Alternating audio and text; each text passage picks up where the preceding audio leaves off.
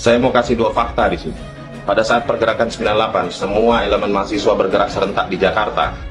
Ada satu kampus yang tidak gabung dengan kami. Tahu kampus apa? UI. Dengan alasan ada himbauan dari rektor. Mereka hanya bergerak 2 hari lalu mereka stop. Jadi tidak heran penerusnya sekarang seperti ini. Presiden Jokowi ini kan sudah akan memasuki tahun ke-9. Tahun ke depan artinya ini adalah tahun ke-10 dan tahun terakhir. Mari kita lihat apakah Presiden Jokowi ini mau mengakhiri kekuasaannya dengan baik atau dengan berdarah-darah. Mari kita lihat apakah Presiden Jokowi ini mau mengakhiri kekuasaannya dengan baik atau dengan berdarah-darah.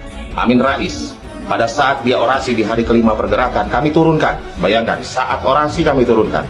Karena orasinya tidak sejalan dengan semangat kami. Segala puji kita panjatkan kepada Tuhan Yang Maha Esa bahwa perjuangan para mahasiswa Indonesia insya Allah sudah mulai menampakkan hasilnya.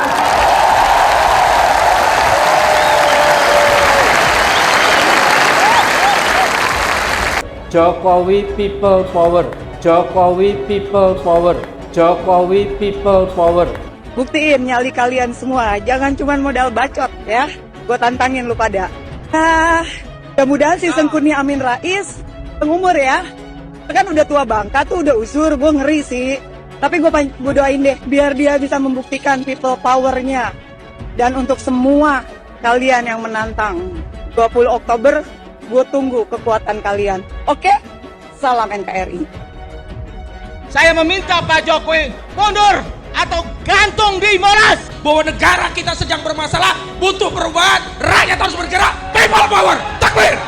Kita sudah mendengarkan banyak masukan yang saling mengisi, saling berkuat. Kesepakatan kita bahwa kemungkinan besar memang diperlukan sebuah people power. Jadi aku tidak mengabaikan bahwa dia dikatakan Bapak Reformasi, tapi bukan satu-satunya dia yang menjadi Bapak Reformasi. Gus Dur juga pantas dikatakan Bapak Reformasi. Nah, cuma ada pemeo yang mengatakan nilailah orang setelah dia berkuasa. Setelah dia ketua MPR, apa yang terjadi? Bagaimana dia bikin poros tengah, bagaimana kemudian jadi Gus Dur diapakan, bagaimana Mega dieliminasi. Artinya sangat menyakitkan waktu itu. Profesor Dr. Amin Rais adalah penipu. Ini ke-52 kalinya saya bicara di muka umum. Tak tunggu nih, bener gak ini? Yang menentukan benar tidaknya pengadilan. Saya tunggu, berani tidak membawa saya ke pengadilan? Sampai hari ini tidak berani. Amin Rais, pada saat dia orasi di hari kelima pergerakan, kami turunkan. Bayangkan, saat orasi kami turunkan. Karena orasinya tidak sejalan dengan semangat kami. Di mata para aktivis, nama Amin Rais dipandang mendompleng gerakan reformasi. Bukan tanpa alasan, para aktivis mempertanyakan sikap politik Amin yang kerap membingungkan. Mantan aktivis mahasiswa Forkot 98 yang kini menjadi anggota Dewan, Adian Apitupulu, membeberkan Amin Rais tidak berperan dalam gerakan reformasi. Adian menceritakan penolakan mahasiswa ketika Amin Rais mencoba memimpin kelompok mahasiswa saat mereka berusaha menduduki gedung DPR MPR 18 Mei silam.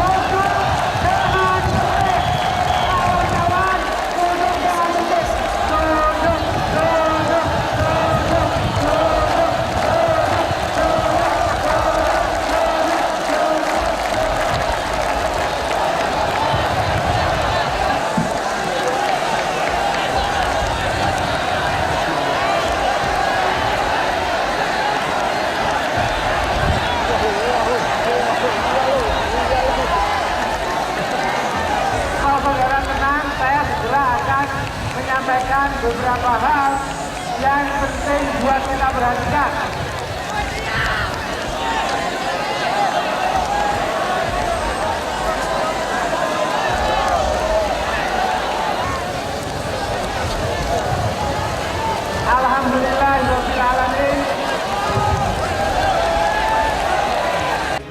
Kalau yang kita tahu kan reformasi tidak bisa kita lihat cuma tanggal 18 Mei, tapi harus mundur 1 tahun berikutnya.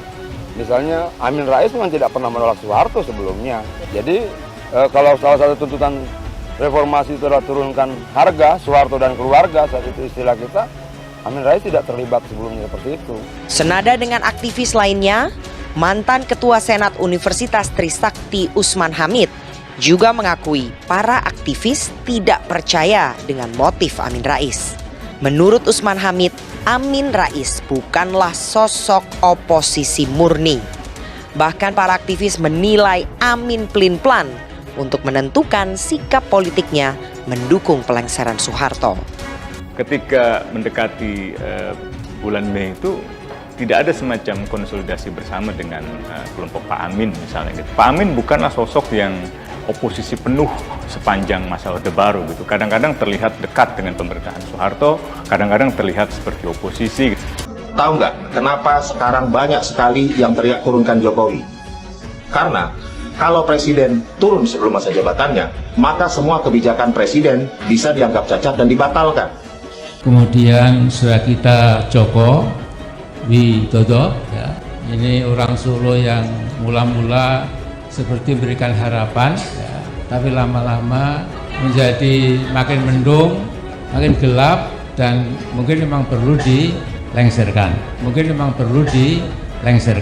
Jadi kalau ditanya video itu puncak kekesalan, iya itu kesel banget. Itu udah titik paling kesalnya BEM UI. Sebenarnya siapa sih di belakang kalian? Turunkan Jokowi sekarang, atau jangan tantang kami untuk melakukan people power. Nyawa kami ada 2, Ibu Mega. Ibu matikan kami sekarang, kami akan hidup lagi. Oleh karena itu, saya meminta kepada seluruh rakyat Indonesia, kepada mahasiswa, kepada kaum buruh, siap melakukan people power. Revolusi harus dijalankan. Meminta kepada DPR segera memakzulkan Jokowi. Lalu apa yang terjadi? Kepemilikan saham Freeport 51% bisa batal. Sayangnya Indonesia negara besar, tetapi elit penguasanya bernyali kerdil, ya, dan terus saja menjadi subordinat berbagai korporasi asing.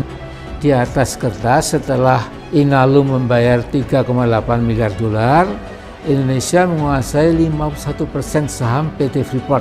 Ternyata Freeport masih 100% menjadi operatornya, sehingga ada kecurigaan siapa tahu saham 51% milik Indonesia tidak banyak merubah keadaan, kecuali jutaan limbah tailing yang menutupi ratusan kilometer persegi di sekitar pertambangan Freeport akan semakin membawa kesengsaraan puluhan ribu rakyat Papua. Dulu waktu kita mau ambil Freeport kembali, mayoritas informasi yang saya terima memang semuanya menakutkan. Nanti Papua akan goncang, Papua akan lepas, Amerika akan marah. Itu masalahnya adalah pemerintah melihat celah. Celahnya apa? Kontrak yang pertama itu, Grasberg yang Anda sering lihat itu, lubang sudah dalam, sudah mau habis. Tiba-tiba Freeport mendesak Indonesia, desak pemerintah. Tolong dong kita diperpanjang, tolong kita diperpanjang. Teriak tuh. Semua dihubungi, banyak media didatangi, minta agar diperpanjang. Di Papua, Freeport-McMoRan bukan saja menjadi semacam negara dalam negara, tapi negara di atas negara. Di Papua, PT Freeport ini asing, ya, dan MIFI, nah ini nasional, menjadi musuh rakyat Papua. Sampai 3 tahun kita kerja ini, dan menterinya maju mundur, maju saya gitu kan, dan maju mundur, maju. Nah, tiba-tiba pemerintah mikir, dia lagi dalam keadaan lemah nih, sudah investasi tadi berapa? 20 miliar US dollar. 600 km, saya juga bingung itu 600 km. Dan saya masuk ke dalam, saya ikut upacara 17 Agustus di dalam. Itu di situ ada rumah ibadahnya, ada gereja, ada masjid, besar itu di dalam itu. Sumbangan Freeport yang berupa royalti dan pajak buat APBN Indonesia rata-rata hanya 0,8%. Jadi seandainya Freeport ditutup dan tidak diperpanjang lagi, ekonomi Indonesia tidak akan terpengaruh. Presiden Joko Widodo mengumumkan pembayaran divestasi saham Freeport Indonesia sebesar 51% sudah tuntas. Ia menegaskan segala sesuatu yang berkaitan dengan masalah lingkungan maupun smelter sudah dituntaskan. Tentu saja akan lebih besar dan lebih baik Saya kira inilah yang memang kita tunggu. Dan terakhir juga tadi saya mendapatkan laporan untuk hal-hal yang berkaitan dengan.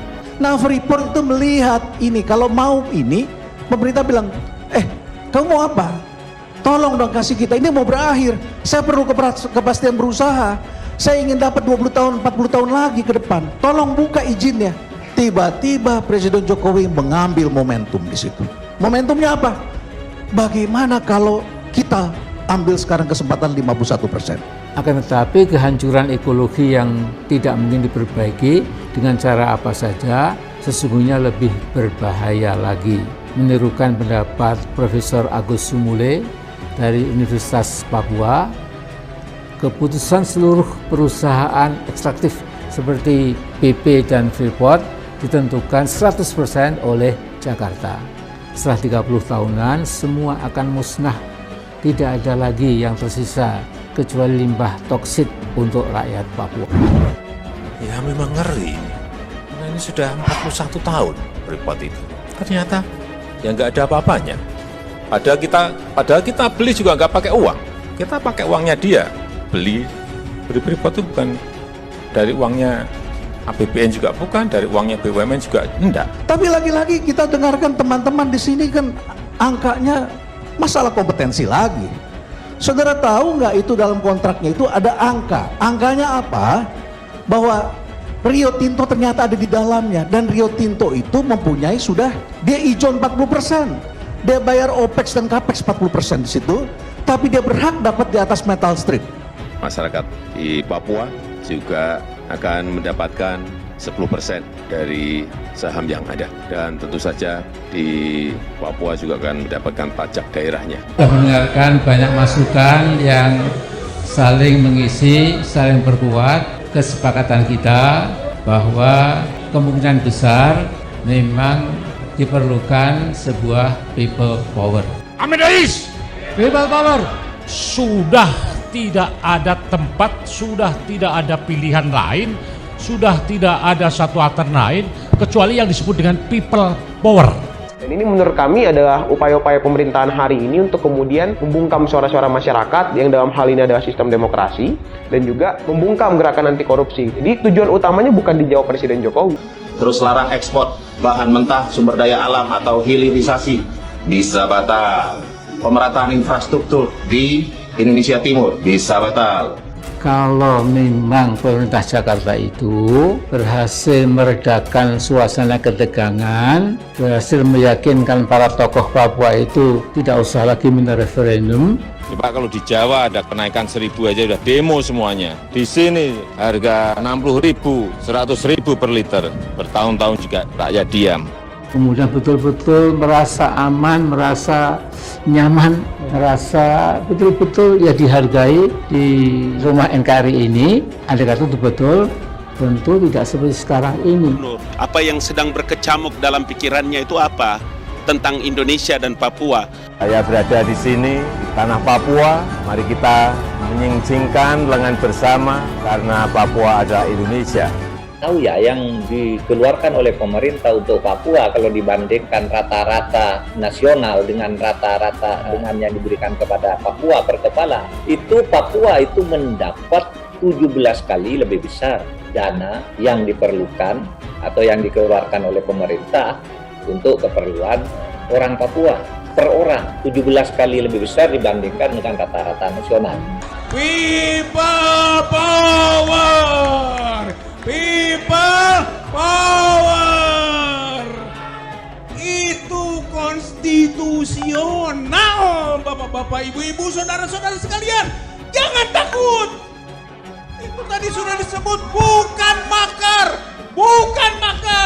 konstitusional. Hayo kita mulai bergerak. Adapun kapan sudah kita mulai, awalnya ini langkah-langkah yang konstitusional dan dijamin oleh Undang-Undang Dasar. Sebenarnya siapa sih di belakang kalian? Mengapa saya berani mengatakan demikian? 2 bulan sebelum saya dipilih menjadi presiden, Amin Rais ditemani oleh Fuad Bawazir dan Al Hilal Hamdi naik helikopter ke pesantren Buntet Astana Japura di Cirebon. Di sana berkumpul 60 orang kiai besar-besar didatangkan oleh Amin Rais, dan dia meminta kepada para ulama itu melalui kata-kata kepada Kiai Abdullah Abbas, pengasuh pondok pesantren tersebut. Berjuang ini kita mengajak bangsa Indonesia, khususnya umat Islam itu dengan hayya 'alal jihad. Kalau jihad sudah menembus hati kita, maka kita insya Allah dengan enteng, ya, tidak takut mati, tidak takut bui, sudah enteng sekali, ya. Yang kita hadapi ini kan kecil. Janjiannya kan si Akbar segala macam kan Mega yang jadi presiden. Berbalik, kemudian Gus Dur berhasil dipengaruhi untuk ini. Padahal Gus Dur sendiri sudah seperti kakak adik dengan Bu Mega. Mega itu kan dengan hati terbuka, berbunga-bunga. Oh, saya didampingi Amin Rais, didampingi Gus Dur, yang sama-sama ketemu di Ciganjur dengan Sultan, itu segala macam kan. Tahu kan berbalik. Kok etika ini kok nggak diapain? Ini yang bikin Mega kecewa. Seharusnya garda terdepan menjaga itu Amin Rais dong, Bapak Reformasi. Ntar dulu, kita udah sepakat ini. Pemenang pemilu ini demokrasi. Dia yang ini. Kira-kira lo ya, Mbok Gus Dur itu disuruh jadi calon presiden. Kiainya jawab, nanti dalam 2 bulan sampean lengser kan. Lalu dia katakan, wallahi tidak, tidak akan mungkin itu terjadi. Panjang lebar, ya memang enggak 2 bulan, 20 bulan kemudian. Artinya apa? Dia melanggar sumpahnya sendiri, janjinya sendiri. Lah orang melanggar sumpah atau janji itu kan penipu toh. RUU perampasan aset bisa batal. RUU Omnibus Law Kesehatan bisa batal. RUU pembatasan uang kartal tidak jadi dibahas. Triliunan hutang BLBI yang akan ditagihkan oleh pemerintah bisa batal. Dedolarisasi bisa batal. Perjanjian Ambalat yang baru saja kita tanda tangani bisa batal. Padahal menurut Malaysia ada 1,9 triliun dolar Amerika minyak yang terkandung di sana. Lalu yang teriak-teriak turunkan Jokowi ini bela rakyat apa bela asing? Sebenarnya siapa sih di belakang kalian? Assalamualaikum warahmatullahi wabarakatuh. Jumpa lagi dengan channel Nafas Pembaharuan. Para sahabat sekalian, semoga kita semua, saya dan Anda sekalian, selalu dalam keadaan sehat walafiat, selalu dalam lindungan Allah Subhanahu wa Ta'ala. Para sahabat sekalian, ada postingan menarik dari salah seorang warganet yang cukup menarik untuk kita ulas mengenai soal people power yang dilontarkan oleh Amin Rais dan kawan-kawan. Di dalam video yang diunggah oleh akun orang pinggiran, di dalam captionnya dituliskan, kenapa mereka teriak people power? Kenapa mereka ingin Jokowi turun? Apapun topik demo, pasti mereka berteriak Jokowi turun. Siapa dalangnya? Siapa di belakang Amin Rais, BEM UI, Egy Sujana, FPI, dan lain-lain? Oke para sahabat, kita lihat sekarang ya, bagaimana itu isi dari video ini. Ketua BEM UI ancam turunkan Jokowi. Turun baik-baik sebelum pemilu 2024 atau turun dengan kekerasan tumpah darah. Sebagaimana diberitakan sebelumnya bahwa Ketua BEM UI telah mengeluarkan ancaman untuk Jokowi agar turun secara baik-baik atau turun dengan pertumpahan darah. Sekarang kita lihat narasi selanjutnya apa yang diungkapkan oleh kiriman dari netizen ini. Saya mau kasih 2 fakta di sini. Saat pergerakan 98, semua elemen mahasiswa bergerak serentak di Jakarta. Ada satu kampus yang tidak gabung dengan kami. Tahu kampus apa? UI, dengan alasan ada himbauan dari rektor. Mereka hanya bergerak 2 hari lalu mereka stop. Jadi tidak heran penerusnya sekarang seperti ini. Amin Rais pada saat dia orasi di hari kelima pergerakan kami turunkan. Bayangkan saat orasi kami turunkan, karena orasinya tidak sejalan dengan semangat kami. Tahu nggak kenapa sekarang banyak sekali yang teriak turunkan Jokowi? Karena kalau presiden turun sebelum masa jabatannya, maka semua kebijakan presiden bisa dianggap cacat dan dibatalkan. Lalu apa yang terjadi? Kepemilikan saham Freeport 51% bisa batal. Terus larang ekspor bahan mentah, sumber daya alam atau hilirisasi. Bisa batal pemerataan infrastruktur. Di Indonesia Timur bisa batal. RUU perampasan aset bisa batal. RUU Omnibus Law Kesehatan bisa batal. RUU pembahasan uang kartal tidak jadi dibahas. Triliunan hutang BLBI yang akan ditagihkan oleh pemerintah bisa batal. Dedolarisasi bisa batal. Perjanjian Nambalat yang baru saja kita tanda tangani bisa batal. Padahal menurut Malaysia ada 1,9 triliun dolar Amerika minyak yang terkandung di sana. Lalu yang teriak-teriak turunkan Jokowi ini, bela rakyat apa bela asing? Nah, ini di sini poinnya. Bela rakyat atau bela asing? Pada penutupan dituliskan, sebenarnya siapa sih di belakang kalian? Oke para sahabat, sekarang kita simak selengkapnya apa yang dikatakan di dalam video ini. Kita lihat dari awal ya. Saya mau kasih dua fakta di sini.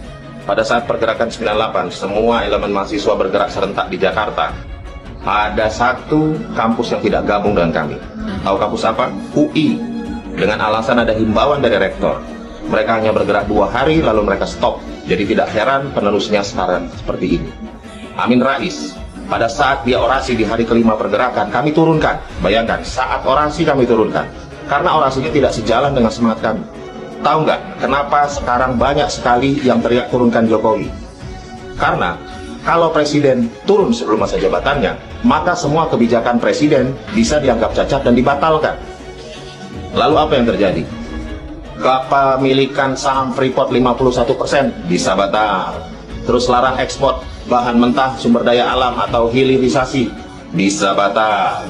Pemerataan infrastruktur di Indonesia Timur bisa batal. RUU perampasan aset bisa batal. RUU Omnibus Law Kesehatan bisa batal.